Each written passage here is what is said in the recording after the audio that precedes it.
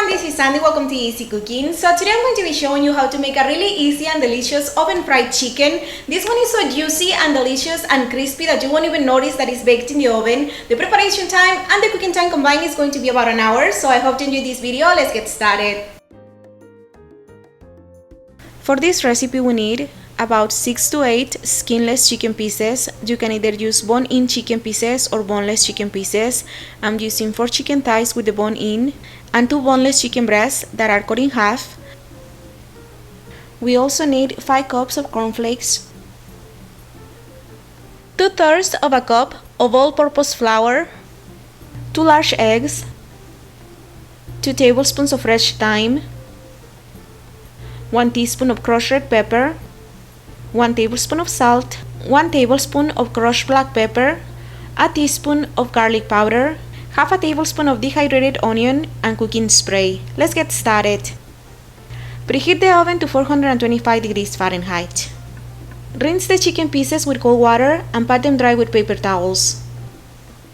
Now season the eggs with salt and black pepper to taste and beat them until well beaten, and then set them aside for a minute. Also season the all-purpose flour with salt and black pepper to taste and stir them well until combined, and then set it aside for a minute.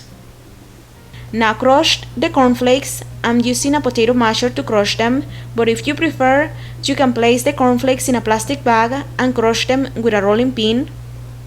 Or you could also use a blender or a food processor, but for this recipe you want the cornflakes to be slightly crushed. You don't want the cornflakes to turn into flour, so do not over crush them. I think crushing the flakes by hand is a better option, so just grab a masher or a rolling pin and press them down a couple times. And once you're happy with the texture, now season the cornflakes with 1 tablespoon of salt and 1 tablespoon of black pepper. Remember, the salt and pepper are always to taste, so you can add less or more if you prefer so. We will also season the cornflakes with 2 tablespoons of fresh thyme, 1 teaspoon of garlic powder, and half a tablespoon of dehydrated onion. I'm using a garlic cube and an onion cube, but if you don't have them, feel free to use 1 teaspoon of garlic powder and half a tablespoon of dehydrated onion. And you can also season the cornflakes with crushed red pepper to taste. I actually forgot about the crushed red pepper, so you will see me adding the crushed red pepper until the end, just before the chicken goes into the oven, but it's better to season the cornflakes right now, so feel free to add crushed red pepper to taste. You can add as much as you want, and then we're going to stir everything together until the cornflakes are well seasoned. And now everything is ready to start making the chicken. So first, cut the chicken pieces with the flour mixture. Just cut the chicken pieces really well with the flour mixture on all sides. Then shake the chicken pieces a little bit to remove the excess flour. And after that, we're going to dip the chicken pieces into the egg mixture. Make sure the egg mixture is covering the chicken pieces really well. Then give the chicken pieces another shake just to remove the excess egg. And finally, transfer the chicken pieces onto the cornflakes mixture. Press the cornflakes mixture onto the chicken really well so it sticks to it. And once the chicken pieces are well covered with the cornflakes, now transfer them to a baking dish or a baking sheet. I sprayed my baking sheet with cooking spray. If you don't have any cooking spray, pour a little bit of oil onto a paper towel and rub the paper towel really well onto your baking pan. The oil will give the chicken a beautiful golden brown color, and it will also prevent it from sticking to the pan. So we're going to repeat these steps until you're done with all the chicken pieces.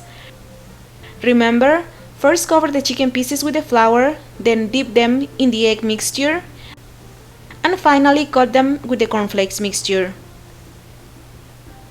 Place the chicken pieces in a baking sheet and spray them with more cooking spray. The cooking spray is optional. The cooking spray will only give the chicken a deeper golden brown color. You don't really need it to cook the chicken.